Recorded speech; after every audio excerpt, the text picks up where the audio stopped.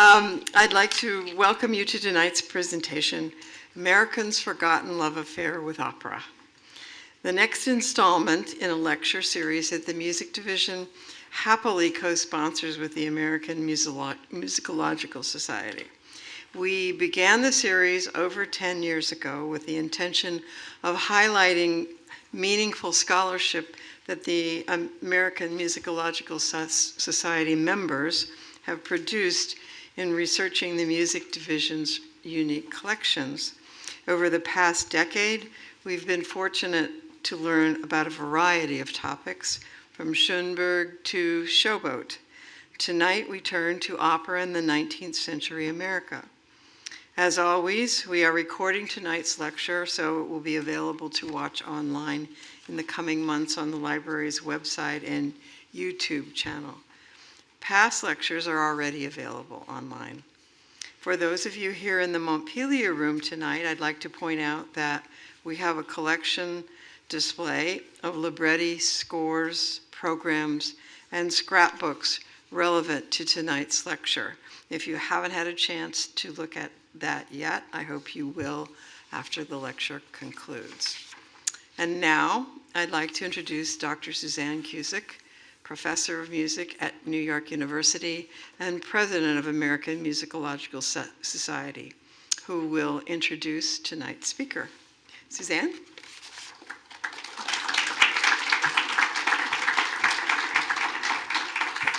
Thank you, Susan, and thank you all for coming to this lecture this evening, which, as Susan has just pointed out, is a partnership between the Library of Congress and the American Musicological Society, one of three partnerships, three lecture series that from the American Musicological Society's point of view, that are part of a broader initiative to make the work that we do as music scholars more available and obviously pertinent to the musical lives of regular people. The other two lecture series are at the Rock and Roll Hall of Fame and at NYU, actually, where the AMS offices currently are. I'm particularly happy to be able to introduce Kitty Preston to you. That is Katherine K. Preston, the David N. and Margaret C. Bottoms Professor of Music Emerita at the College of William and Mary in Williamsburg, Virginia. She has long been interested in all aspects of 19th century American musical culture and has published extensively on that topic.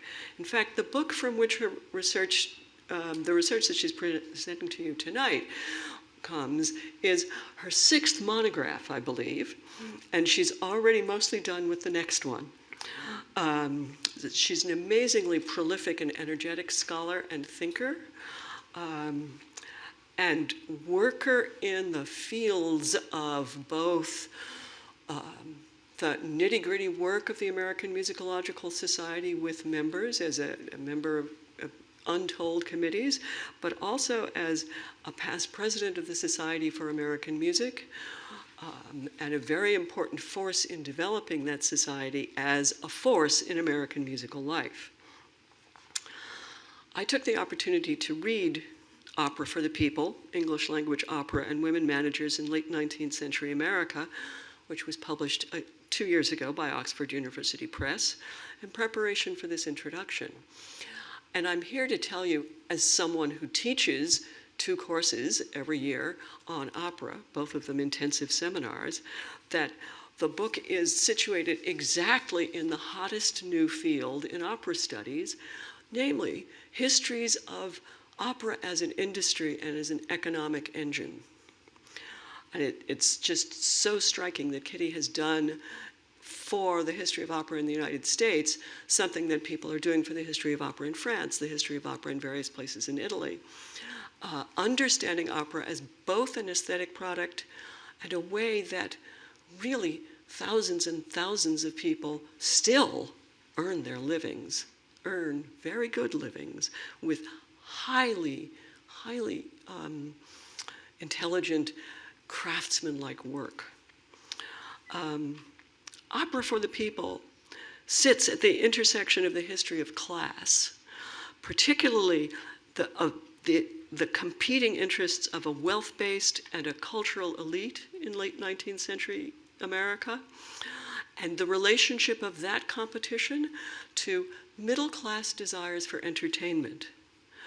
But it's not only that intersection of the history of class, but that intersection intersects with the history of women singers who became entrepreneurs, with the history of the industry of theater and the industry of opera in the United States, with the history of taste in the United States, with the history of European longings and the nostalgia and desires of European descended peoples in the United States.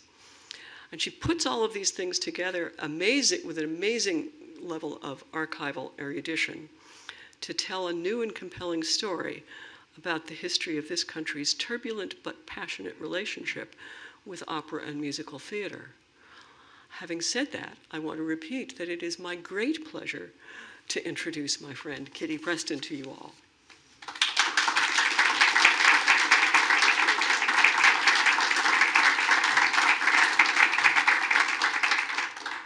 Thank you. I am absolutely thrilled to be here this evening. Thank you for a very kind introduction, Suzanne, and Susan as well. I want to thank the Library of Congress and the American Musicological Society for sponsoring this talk. Thanks are also due to the College of William & Mary, where I taught for 30 years, the Fulbright Senior Scholar Program, the National Humanities Center in North Carolina, and the National Endowment for the Humanities for support over the years for the research that I'm going to share with you this evening. I'm both absolutely delighted and deeply honored to be presenting a talk here at the Library of Congress, of all places. This is an institution that was my local library when I was a graduate student living in the Washington area during the late 70s and throughout the 1980s. In fact, I cut my eye teeth as a scholar in the music division of this institution, first in its old digs, very cramped digs, across the street in the original Library of Congress building, now known as the Thomas Jefferson Building, and later in the newer facility, modern facilities of the Performing Arts Reading Room here in the Madison Building. I think this building opened in 1980. The Library of Congress is a national treasure.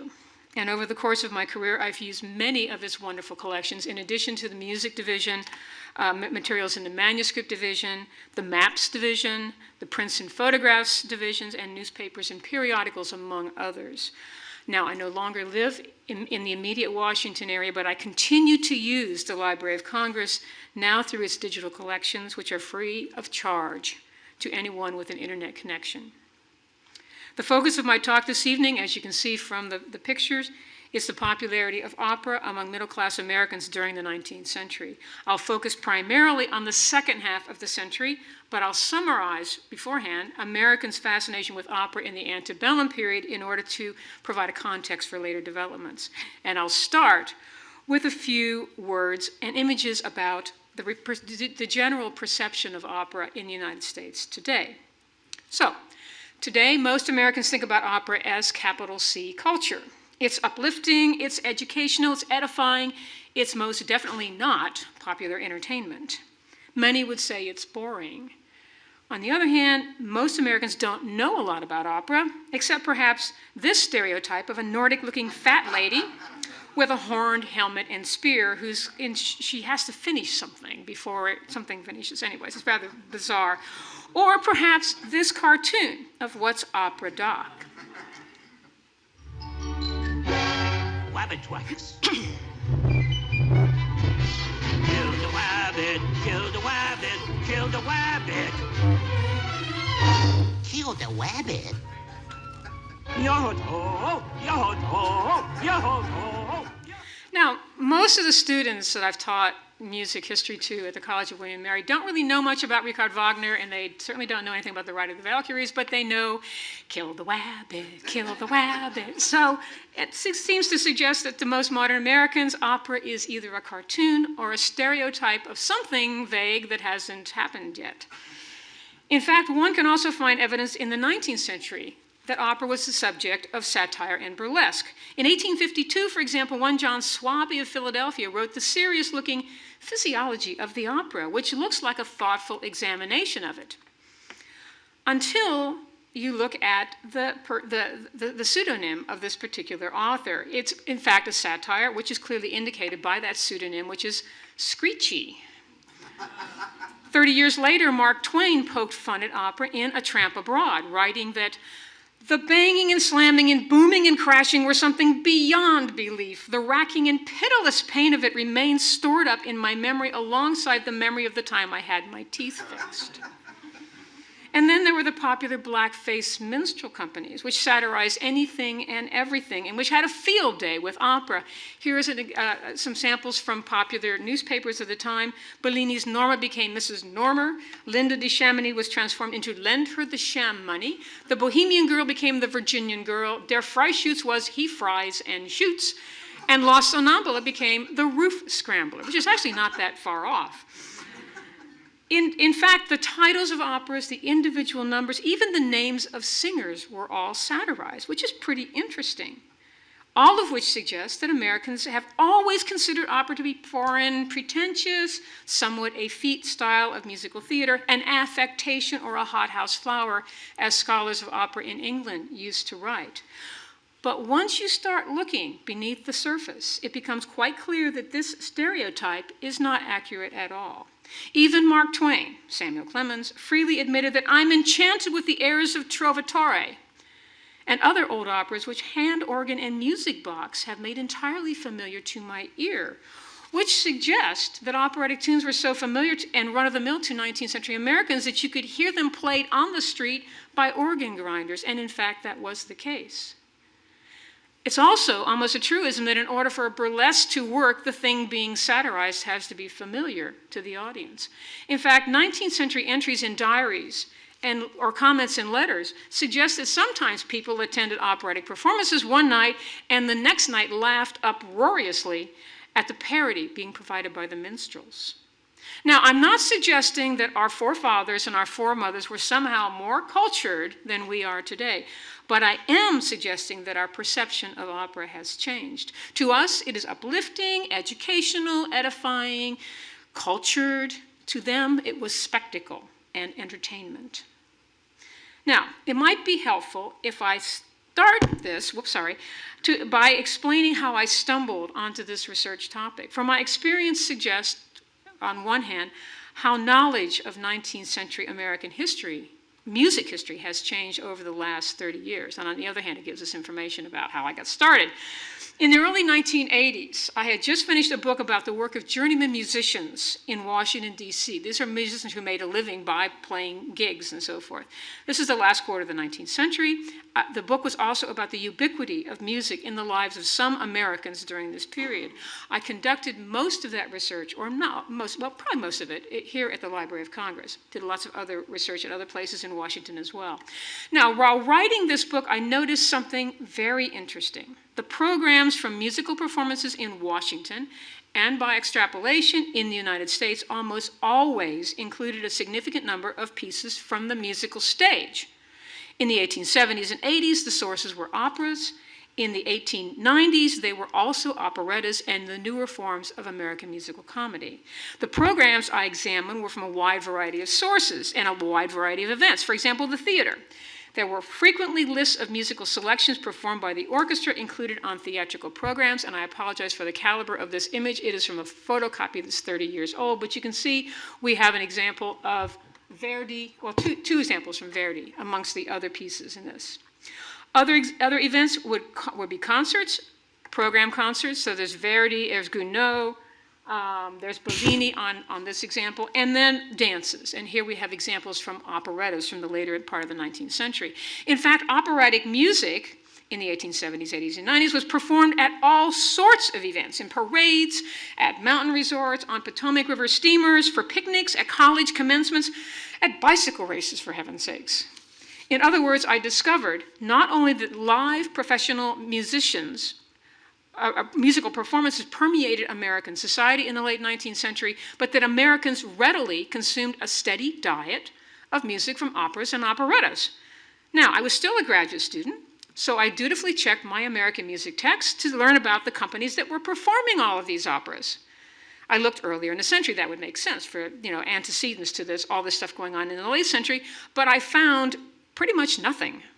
There was one chapter in Charles Hamm's Yesterdays about opera, but almost nothing else. This was very puzzling. In fact, one major scholar had described the situation pretty definitively. He wrote, "Of all the kinds of art music of the American cultivated tradition between 1820 and the Civil War, the least significant and probably the least widely heard was opera."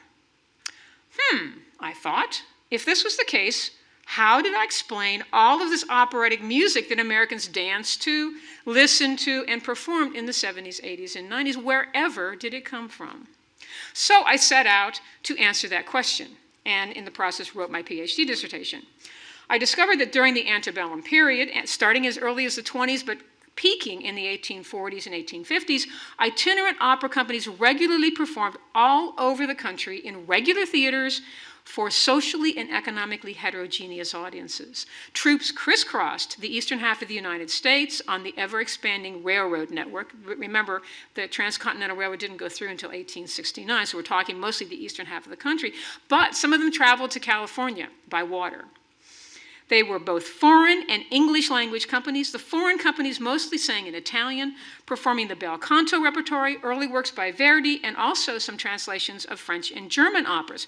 There were also a handful of French language troupes and a smaller handful of German language companies. But there were many English language companies that mounted English operas by composers like Michael Balfe, William Wallace, and William Rooke, in addition to translations of that popular continental repertory, and they functioned as an important component of the American popular stage. This project resulted in my book, Opera on the Road, but there were several other scholars who were also working around the same time in this general field, including Karen Ahlquist and George Martin. And the three of us, 2 graduate students and an established scholar, discovered the same thing. Together, we essentially rewrote that chapter of American music history and changed what we knew about opera in America. Now, I had decided to limit my research on that project to the antebellum period. It was a PhD dissertation, after all.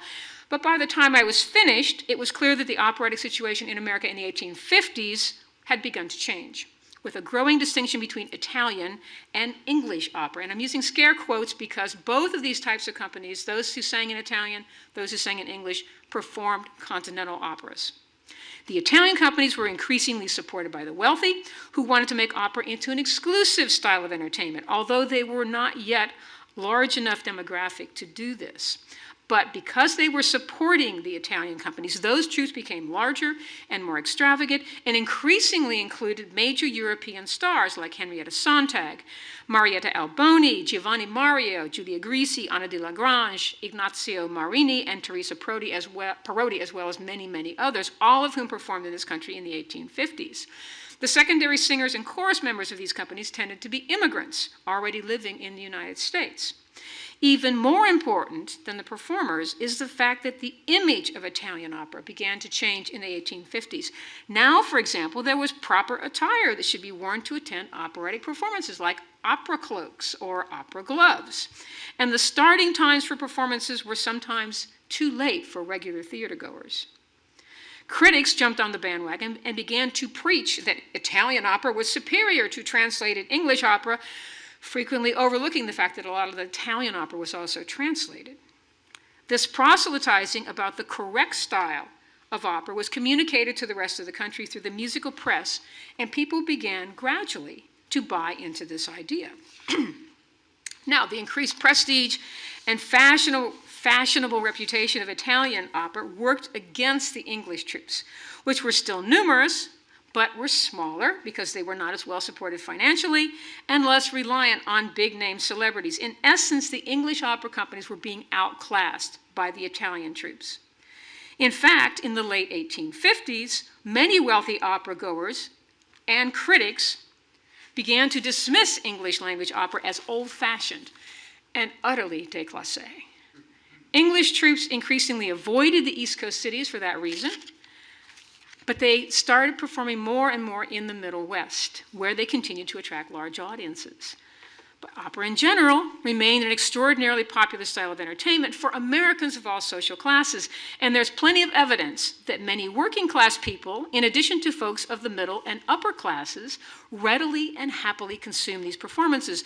They also played operatic potpourris and fantasias on their pianos and other instruments, danced to operatic quadrilles and lanciers, collected operatic arias, translated or not, and listened to operatic music in all sorts of other guises. And we have over here some examples of the music, the images of which I'm showing you. In fact, Civil War bands even played operatic selections.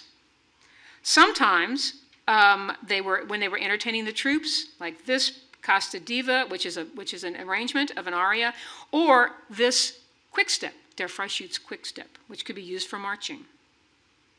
The music from operas, in short, permeated the American soundscape. Opera also continued to be very important on the stage, despite efforts by the wealthy to make it exclusive and elite. By now, I had another question. Having helped to establish the importance of opera and operatic music in antebellum America, and remembering also the wealth of operatic music that Americans consumed in the 70s, 80s, and 90s, I looked around in the late 20th century and pondered the reality that opera today is exclusive and expensive, and for want of a better term, a niche market.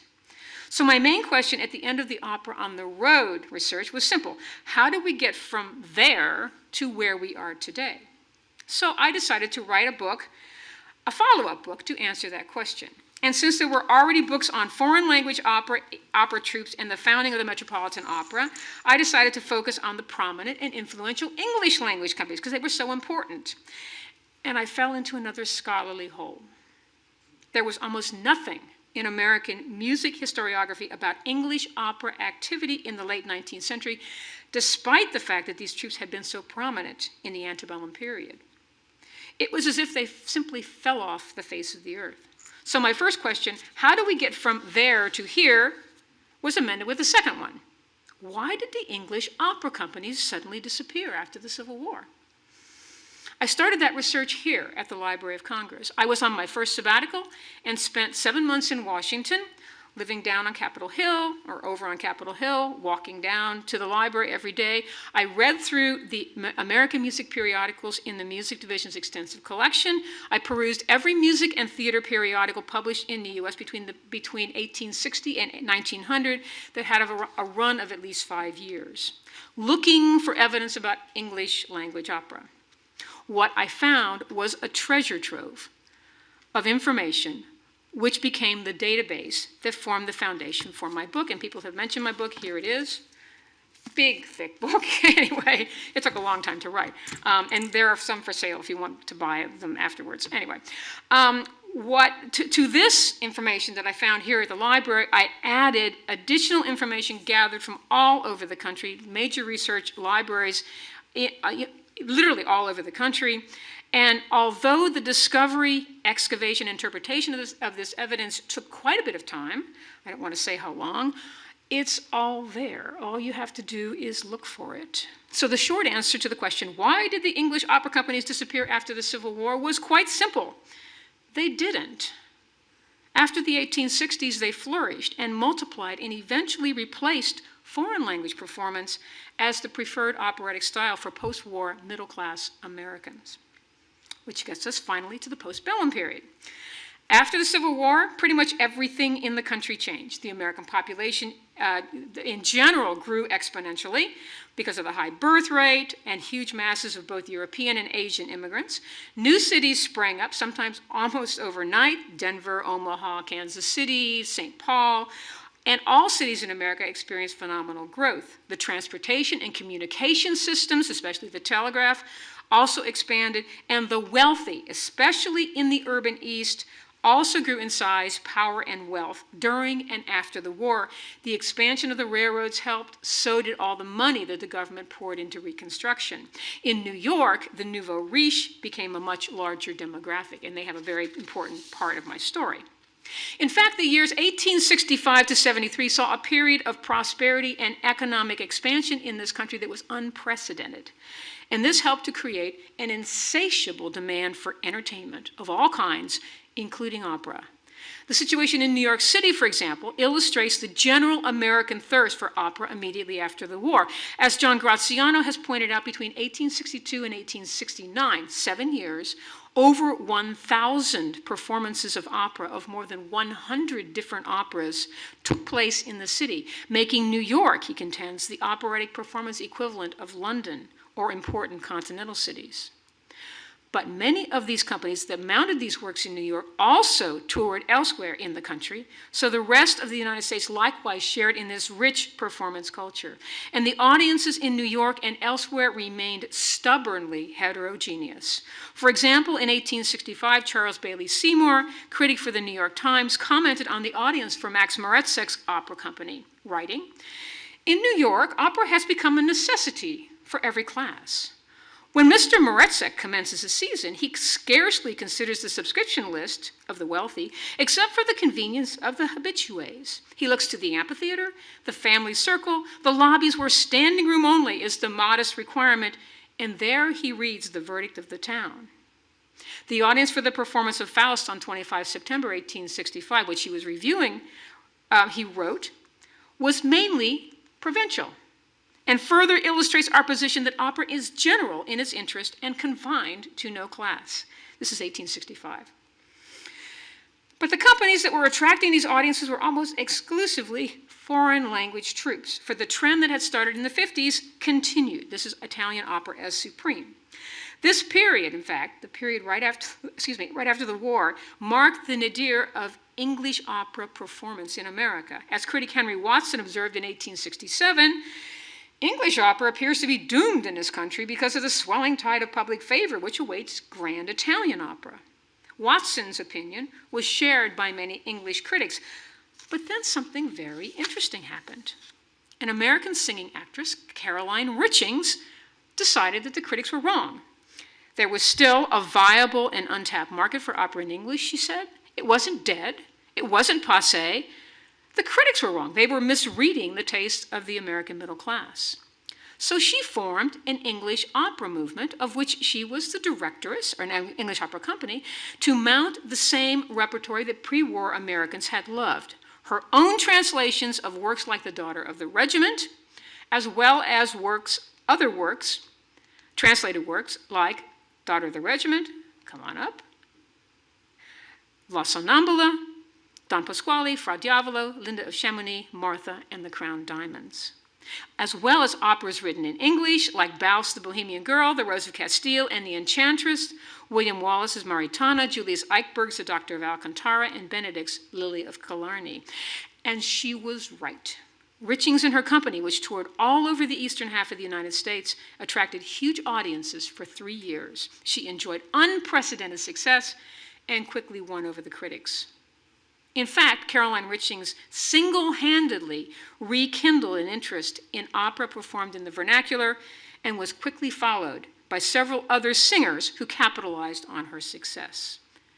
The most important of these, and her immediate successor, was the Scottish soprano Euphrosyne Parepa, later Parepa Rosa, who established her own company and toured America in 1869-70 and 1871-72 with, again, unprecedented success. Americans swooned over her voice and her performances. During this same period, the two most important foreign language opera impresarios, Max Strakosch and Max Moretzek, were also doing a land office business.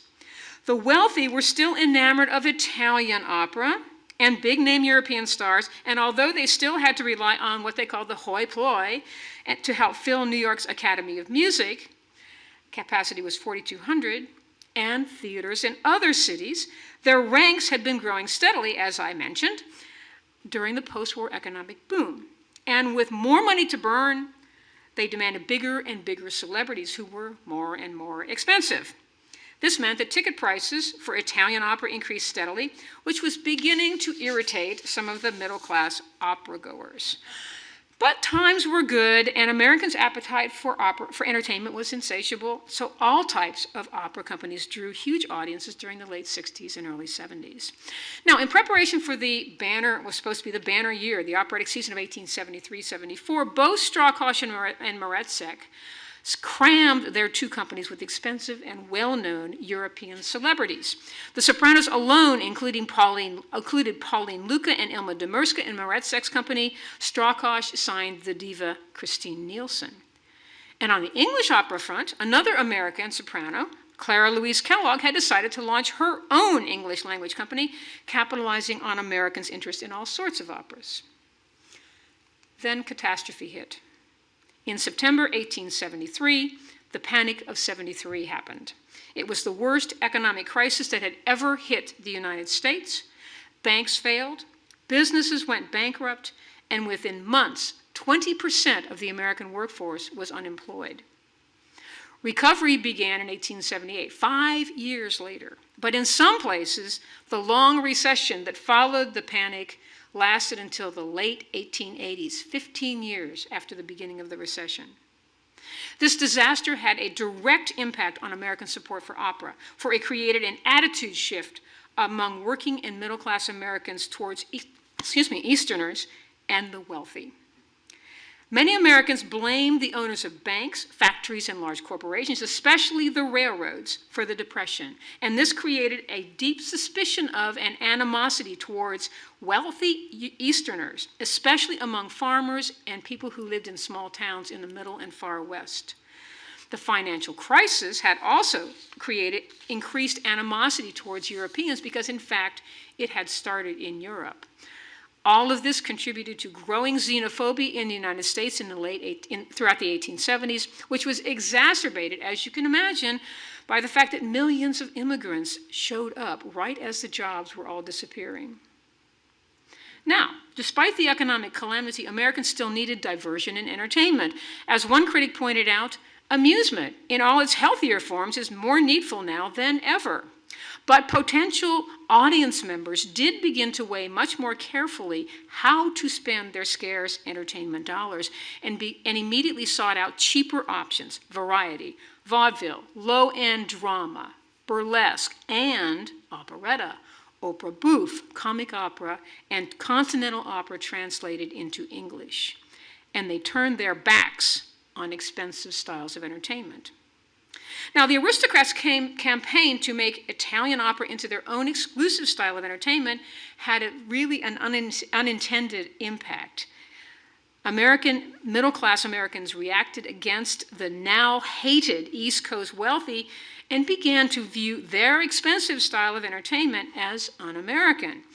But the Coup de Gras was a journalistic revelation by a critic for the Spirit of the Times, which is a weekly newspaper, who interviewed both Moretsek and Strawkosh to find out why, in the face of empty seats, they refused to reduce their ticket prices.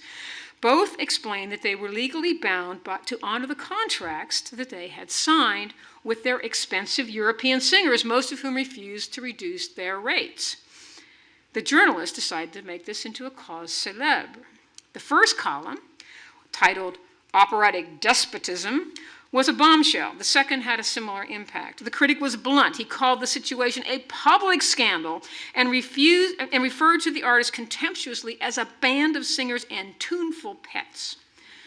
But the most shocking revelation was how much the singers were paid. As he pointed out, Nielsen, Luca, Demirska, and the others demanded for themselves the monstrous rate of $600 a night or $3,000 a week. In contemporary terms, $600 is roughly $12,500.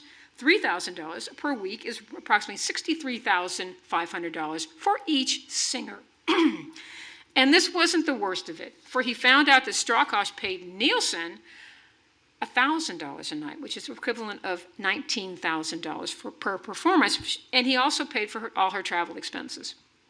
Shocked, the journalist asked Strawkosh how much Adelina Patti, who was the reigning diva at that time, might demand for an American tour, and was astounded to learn that her price for a tour of 100 performances was $200,000, almost a cool $4.3 million today, to be paid in gold. To put it mildly, this information did not go over well in a country in the middle of a huge economic crisis. Both of the articles went viral in a 19th century manner and were quickly reprinted in newspapers all over the country. For example, the Milwaukee Daily Sentinel described prima donnas as an over-pampered class of public pets, greedy canaries, and blackmailers. Contrary to what P.T. Barnum reportedly said, there is such a thing as bad publicity. And this is a great example. All of the foreign language companies active in the United States during the long recession that followed the panic went bankrupt. But one company didn't fail, that of Clara Louise Kellogg. For 4 important years, 1873 to 77, the heart of the panic, the Kellogg Grand English Opera Company had the effect of stimulating the popular desire for opera. It frequently attracted both immense houses and audiences that were astonishingly large. The company performed a repertoire very similar to that of Riching's, but somewhat expanded, with the addition of Balfe's The Talisman, as well as Verdi's 3 war horses, Trovatore, La Traviata, and Rigoletto, Gounod's Faust, Mignon by Thomas, and Meyerbeer's Star of the North, and The Huguenot. The latter all adapted to the English stage by Kellogg herself. One American critic summarized Kellogg's fate in 1875, writing, "The English opera with Kellogg as prima donna has done a splendid business throughout the country. This," he continued, "is extraordinary because it is an acknowledged fact that all other musical enterprises this season have encountered disastrous failures." All the other enterprises, of course, were the foreign language troops. Kellogg's triumph was particularly important for her company's success, suggests a real turning point in the history of American reception of opera, a change that became permanent. The American middle class abandoned expensive foreign language opera, but not opera itself. They realized that they could still consume their favorite operas, but now in a language they could understand, at cheap prices, and with no aristocratic trappings. And by the time the economy finally turned around sufficiently to allow foreign language companies to make a profit, there were scores of vernacular language troupes that were happy to provide non-elite opera to middle-class American theatergoers. Furthermore, the wealthy by that time was now large enough that they could support foreign language on their own, and so they didn't need the hoi polloi anymore, and they turned their backs on the middle classes. The activities of Richings, Parappa Rosa, and Kellogg, and the situation created by the Panic of '73, then, set the stage for the American English opera movement of the 1880s, the high water mark for vernacular opera in the United States. Now, these scores of English language companies that can be divided rather roughly into 2 categories. Grand opera. These companies performed a combination of translated continental operas, the same repertory performed by the foreign language troupes in the 1880s, and works written in the vernacular.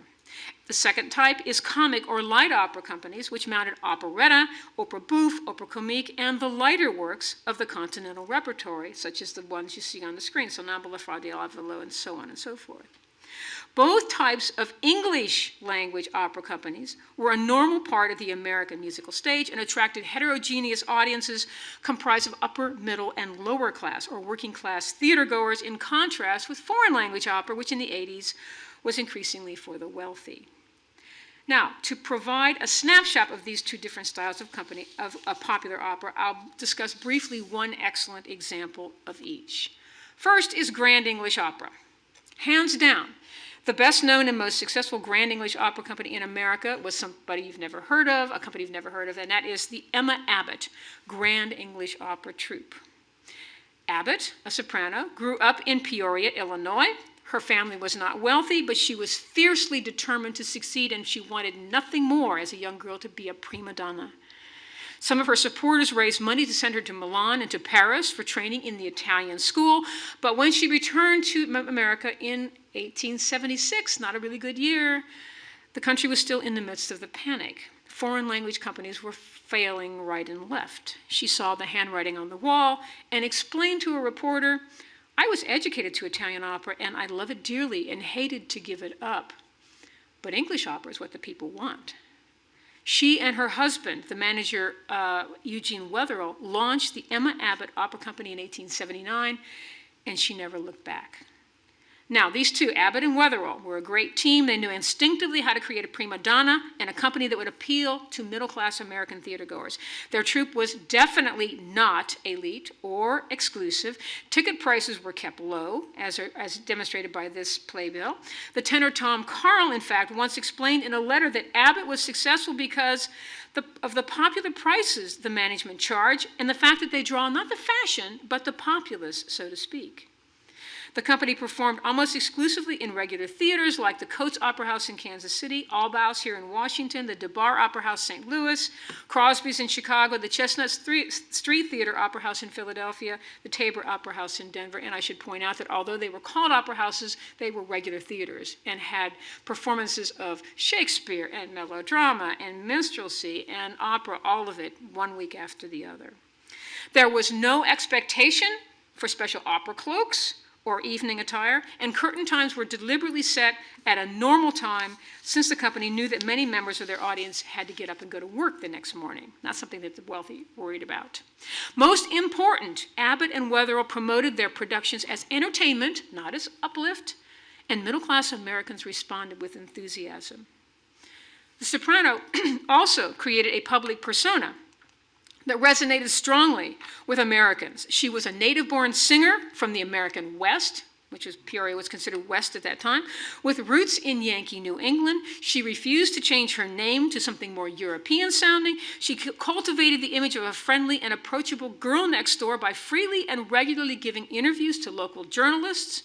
She rarely canceled performances because of illness, which is in stark contrast with the snobbish and condescending image of European operatic celebrities. She was also a moral and upright church-going Christian with a long and happy marriage. She actually went to church every Sunday, wherever her company was. She would walk out of the hotel Sunday morning, because they didn't perform on Sundays, turn either right or left, and she would go to whichever church she came to, the first church she came to.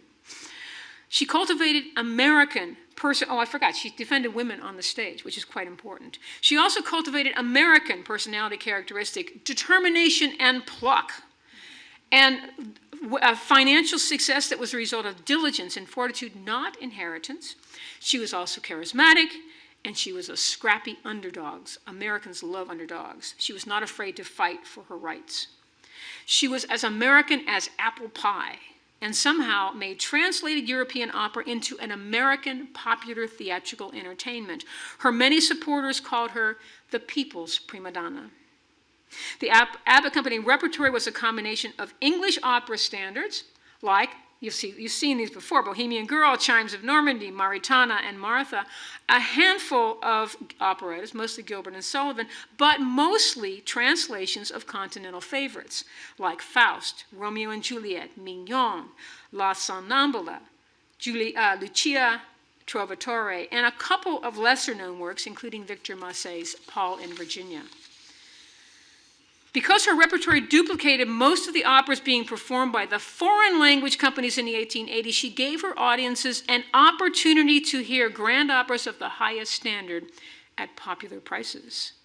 She also pleased her audiences with specially commissioned beautiful costumes, and sometimes her company's scenery was pretty spectacular. For example, what you're seeing here are drawings of the staging and scenery in the troupe's prompt book for Paul in Virginia.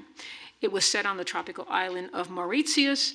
The penultimate scene in the opera is the ship leaving the port going to Paris, and it gets caught in a hurricane, and I would dearly love to know how they did the hurricane.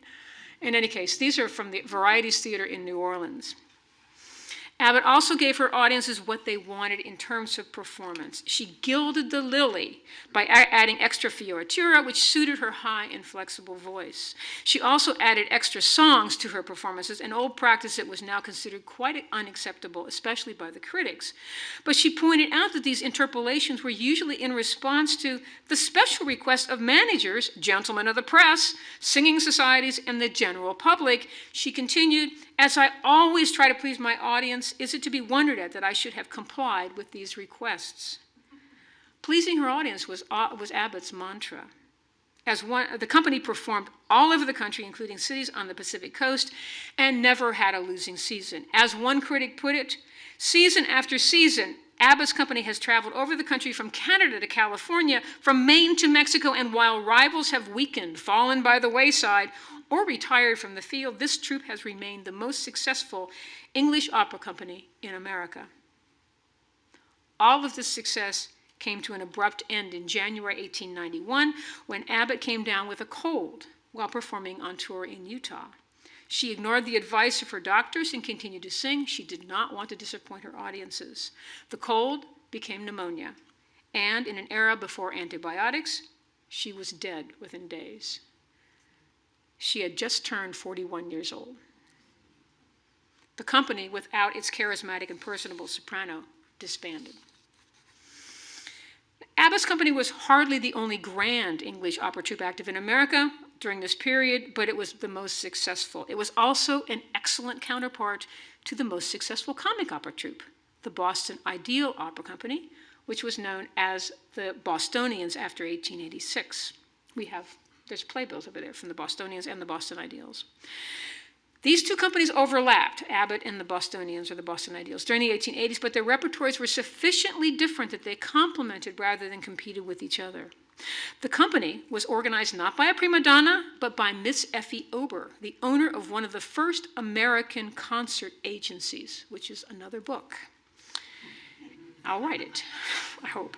In spring 1879, the management of the Boston Theater had asked her to organize some of her singers into an opera company. They wanted to finish out their season with a bang, with a production of that year's blockbuster, HMS Pinafore. This is kind of like the Star Wars of the 1870s. The company was called the Ideals because they promised to mount a performance that was as close to the original as possible, without any kind of extra stuff, Americanizations or added jokes or whatever. The run was an unmitigated success. It was supposed to be 2 weeks. It went into 7. One local critic wrote that by the time Pinafore closed, nearly 100,000 persons will have enjoyed the ideal presentation of the favorite opera. Now, Ober knew a good thing when she saw it, and she decided to keep her company together and take it on the road. So its first tour was in 1879, the same year as Abbott's first tour. The Ideals' repertory was at first mostly operettas, such as Gilbert and Sullivan's Pirates of Penzance, Pinafore, Iolanthe, The Sorcerer, as well as operettas by continental composers like Van Suppé's Boccaccio and Fantinizza, Czar and Carpenter by Lortzing, Audran's The Mascot and Olivet, Louis Varney's The Three Musketeers, Barbe Bleue by Offenbach, Lecoq's Giroflée, Girofla. Now, unlike most comic opera companies, they also mounted a good number of operas that were now considered the standard English language works. You'll be familiar with these guys: Daughter of the Regiment, The Bohemian Girl, Martha, Fra Diavolo, even a less standard work, Marriage of Figaro. One critic pointed out that the Ideals perform works that everyday home people wished to see and hear. For the first 2 years, Effie Ober managed the troupe from her office in Boston.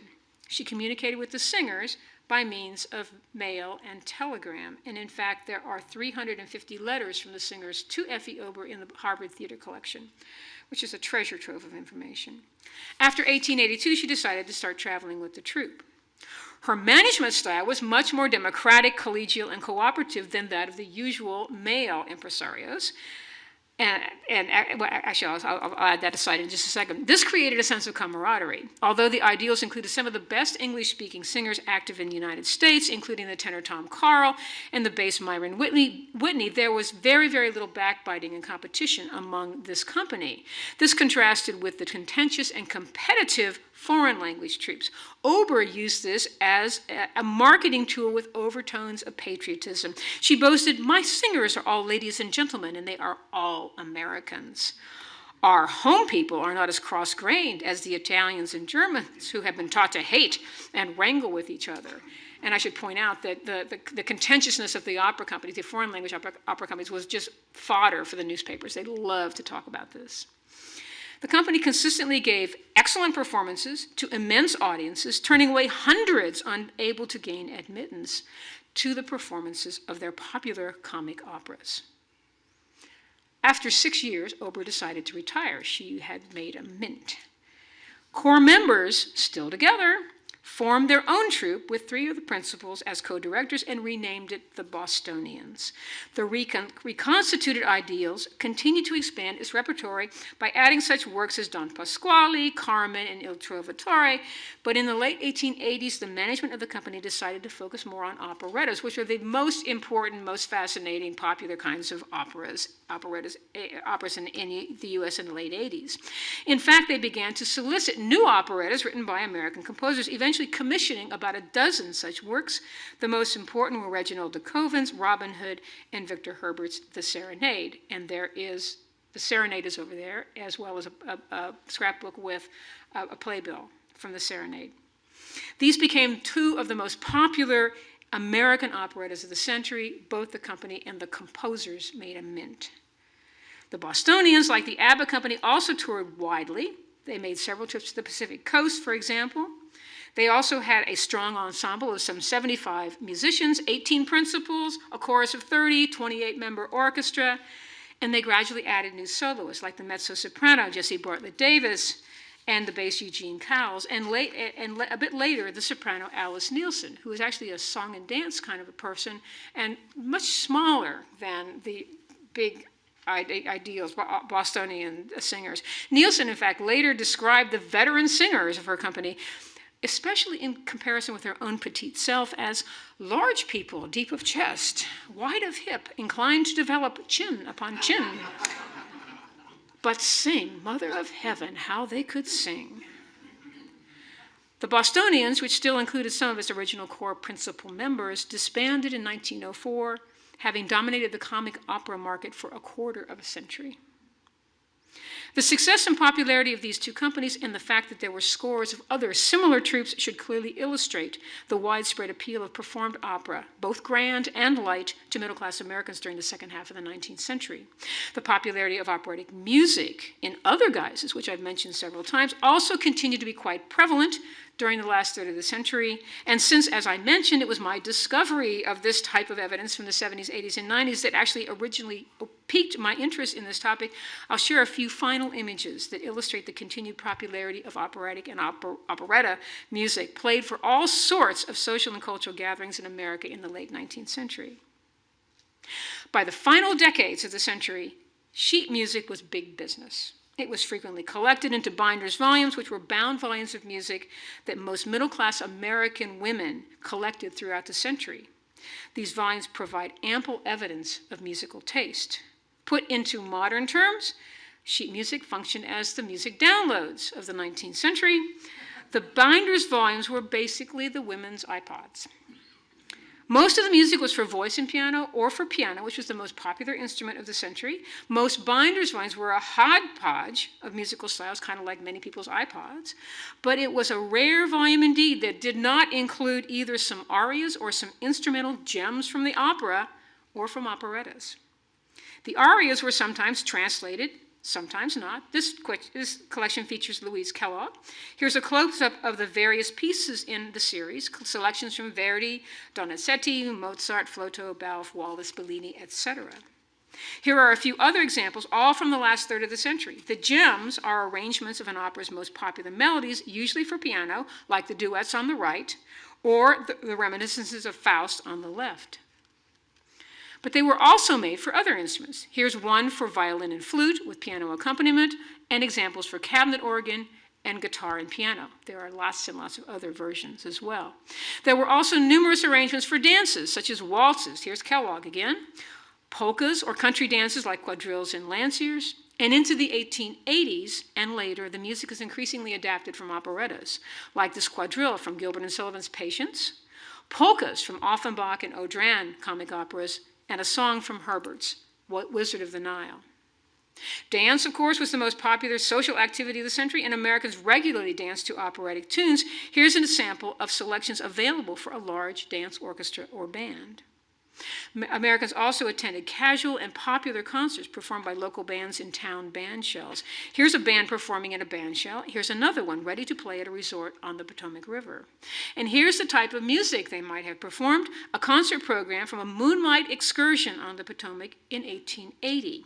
We have here popular music interspersed with selections from operas, including The Grande Duchesse by Offenbach, Moses in Egypt by Rossini, Sonnambula by Bellini, here misattributed to Donizetti, L'Éclair by Halévy and Robert Planquet's The Chimes of Normandy. Bands even continued to play operatic selections as marches. Here is Sousa's transcription of a march from the Mikado. I'm going to end with a few final observations and a couple of questions. While conducting research for this most recent book, I uncovered information on over 100 English language opera companies that were active during the last 4 decades of the century. Admittedly, many of them were ephemeral and enjoyed success for a season or two, but others, like the Abbott Troupe and the Boston Ideals or the Bostonians, had extraordinary artistic and professional popular success that lasted for years, sometimes for decades. Furthermore, music from English and foreign language operas and operettas permeated the American soundscape throughout the entire century to a remarkable degree. So what does all this mean? Is it all just fascinating detail about a time long past?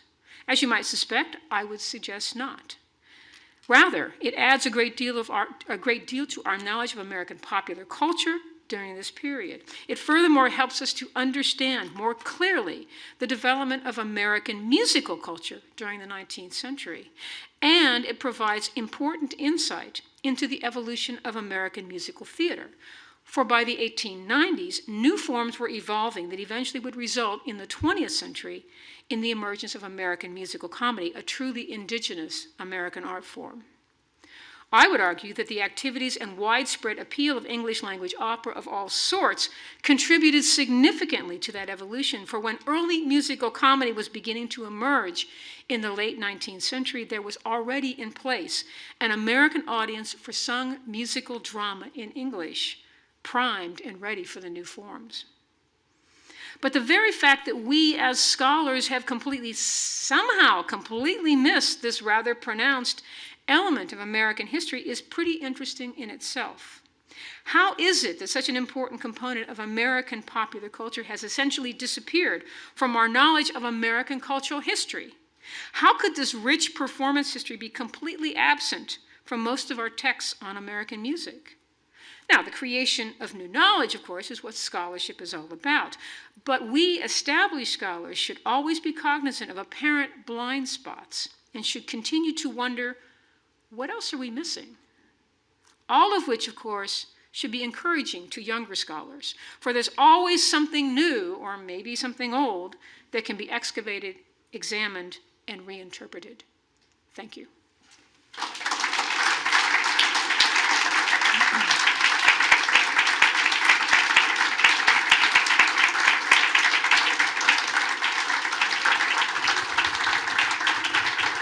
Thank you. And I didn't cough. I've been fighting bronchitis for 3 weeks now. Questions, I hope. Lots You have of a microphone. Oh, microphone. Question. Yes, please. So why did the knowledge of all this English opera go missing? It's a very long answer to that question. A couple of the reasons. Well, I'll talk about one of the reasons in particular.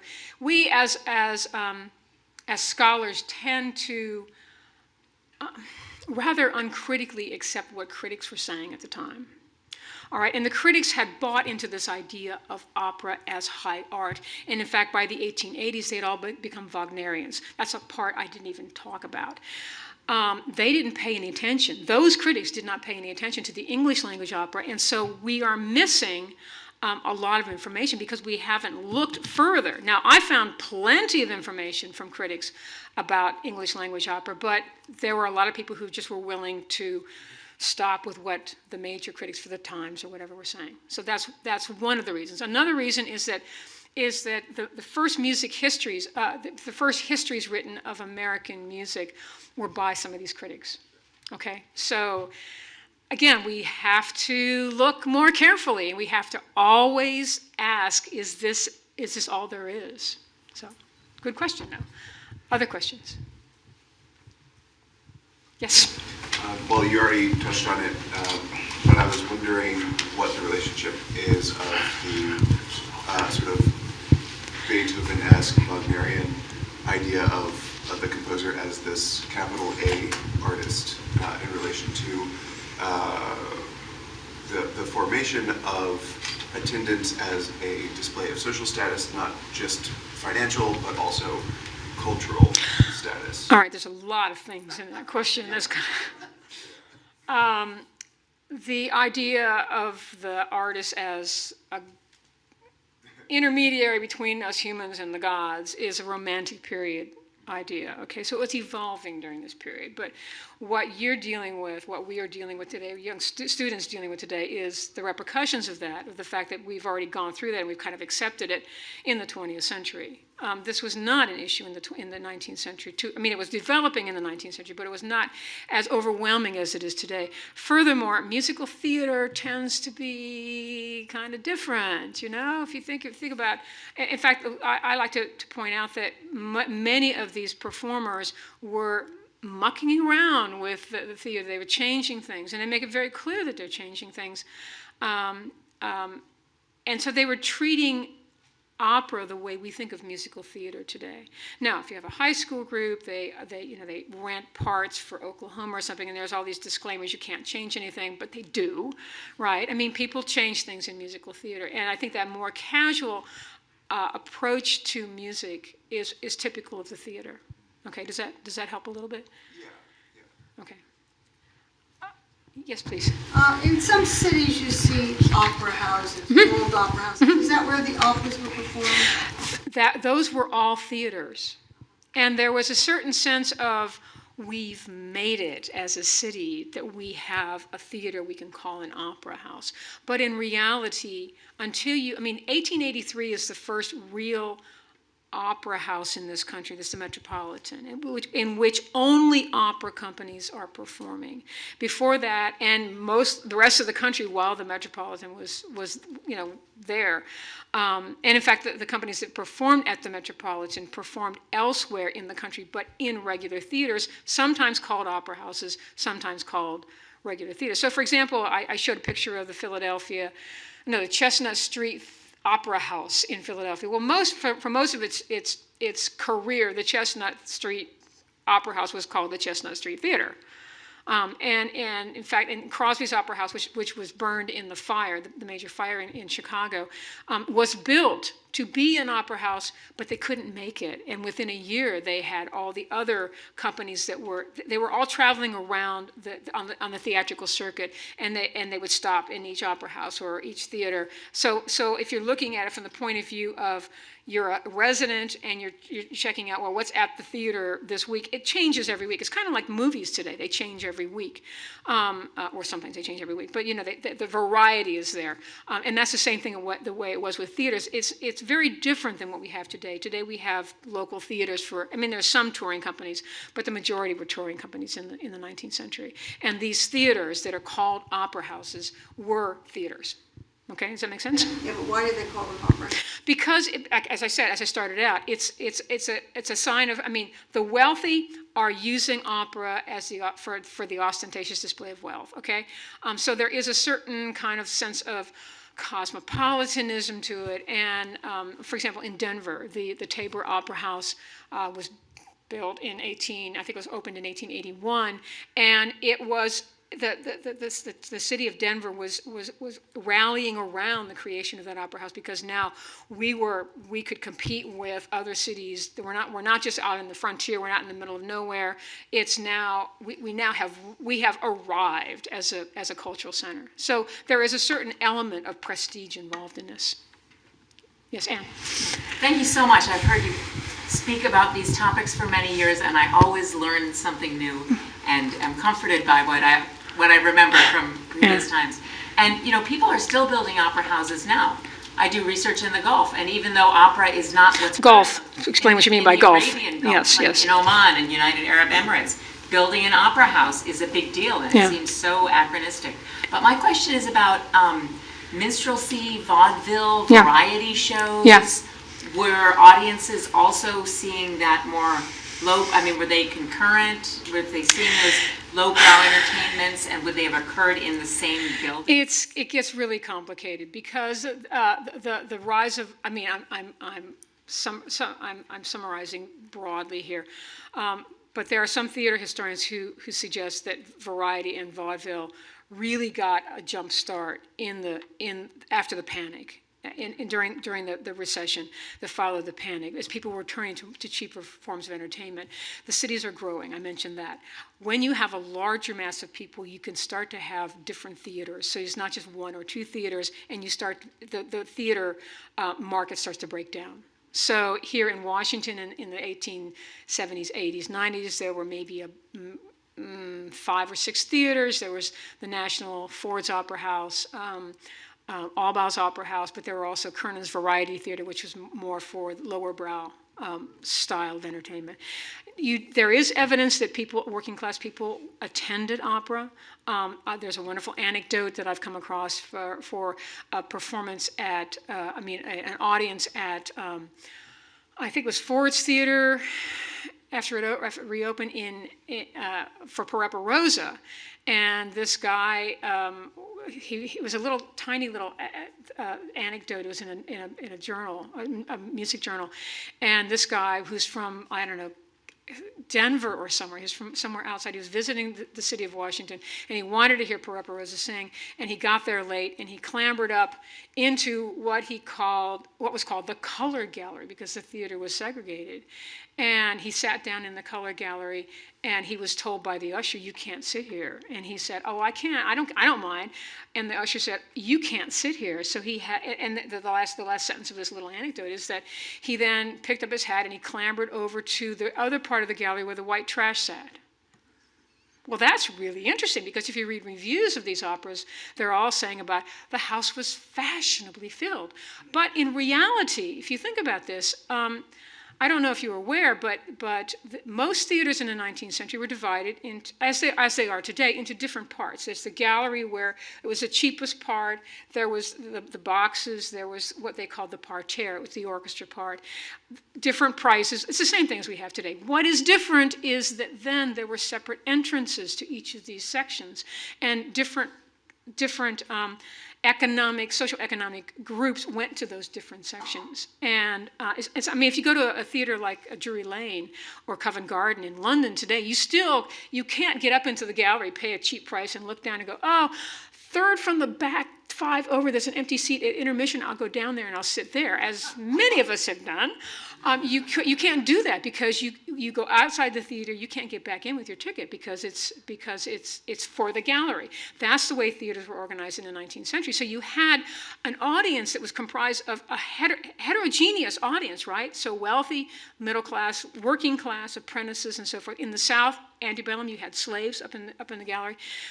They were all watching the same thing, consuming the same performance, but they weren't rubbing shoulders with each other. So you had separate entrances, separate sections of the theater. Am I answering the question? I hope I am. So, yeah. Other questions? Yes, please. I know from the period you covered it was probably too early, but are there any sound recordings of any of these? There are sound recordings of some of the Bostonians from the 1890s and very early. I didn't introduce those in my lectures just because that's all there is, and I spent so much time on Abbott. There's nothing from Abbott. She died in 91, and it's not before the invention of sound recordings, but it's before any sound recordings were being used for things besides, they were used for office equipment, for dictation and so forth, before they figured out, oh, we can make some money on this and record voice and so forth. But none of these people had it except some of the Bostonian singers. So, yes, please. Something I found really interesting was these women who were the head of these opera companies. Was that something indicative of the time period, or was it opera as an industry that allowed that to happen? That's another complicated question. I'll try to answer it quickly. Surprisingly, there were lots of women in the theater. There were lots of women theater managers in America and in England during this time. And I think that that some of the women especially certainly Caroline Richings, because she came from the theatrical world, could see that was happening. Okay, so they were encouraged by that. But more important is the fact that the American audience in this time was really enamored of celebrity, foreign celebrity. Things don't change to a certain extent. And I think the best example I can give is Clara Louise Kellogg. When she started her English opera company in 1873, very fortuitously, because the previous year she had been in an Italian opera company and she had been a co-star with a European diva, and the European diva's manager was also the manager of the company, and he puffed her to the press, meaning he really pushed her to the press. And so she got all the publicity. Kellogg did not. Furthermore, Kellogg by that time had been around for a while. This new European diva was new, so all the American audiences went to her performances and not to Kellogg's, because they figured we've seen Kellogg, so we'll go to this. I can't remember who it was, and so Kellogg learned a very important lesson that she couldn't make it. She couldn't compete with the European celebrities, but she could create a niche. And I think the American prima donnas who created these opera companies saw a niche, as Richings did, and they went for it and said, if we can't get the foreign impresarios to hire us, we can't get Moretsek or Strakos to hire us, we'll just make our own, because they're ignoring the middle class audience. So it was marketing. So. You mentioned Denver a few times. I'm from Denver, and Horace Tabor is a big celebrity in that area. But also one of the most famous historic opera houses in Central City. Yes, also Tabor. And also Tabor. So what I was wondering, did he have a motive to make opera available to the middle person, the minors, whatever? Was that the reason for planting so many opera houses? That's another complicated question. I just served on a dissertation committee for a young man at the University of Michigan who wrote a dissertation on that very topic, like the opera in Denver. His basic take is that Tabor was a politician, and he felt that putting his name on this opera company, opera house, would help with his political aspirations. It didn't work, because he ran for governor and never got it. He was a businessman. And in fact, the opera houses like the All Balls Opera House here in Washington, Tabor Opera House, Crosby's Opera House, they were businesses. They were not just theaters. They had offices in them. The upper floors, they rented out those spaces for barber shops and millinery shops and so on and so forth. So they were a business concern. And one of the things that, I don't know, it's not really why I got into this, but I continue to be fascinated as a scholar at many scholars, music scholars, their reluctance to talk about music as a business. I mean, it is a business, and if you don't make money, you're going to go out. You're going to stop doing it. So it's a complicated question. He did I think the Central City one came first before the Denver one. But part of the idea of having several opera houses is that in order to get opera companies to come from wherever they were coming from, Chicago perhaps, or maybe KC, Kansas City, to make that trek to Denver, it's a long ways, and Denver wasn't on the railroad. I mean, they missed the boat there. Sorry, mixing my metaphors. They needed to attract companies that could go to various places, and they created what was called the Silver Circuit, so that you could have them in Denver, and then they would go out and also perform in a variety of other places before they went on to California. So it makes sense. It's a business decision. So I think we have time for just maybe one more question. Then we want you guys to have a quick look at our exhibit. Yes. You mentioned all those. Where was that located? Oh, I knew you were going to ask, and I don't know because I forgot. The theater district, if you can imagine where Ford's Opera House is and the National Theater, that was the theater district in Washington in the 19th century. And they were like at one time I counted something like 11 theaters, but the theaters changed names and they went out of business and so forth. But between 6 and 8, maybe 11 theaters, all in that same general area. And you have to remember that theaters were basically the movie houses of today. Actually, they're the Netflix of today, because I mean, we just turn on our we turn on the computer or turn on the TV or whatever and log on and download whatever. People in Washington, which is a much smaller city than it is today, like other cities, they would walk to the theater. And they would do it very casually. They'd say, all right, we just had dinner. Let's go to the theater.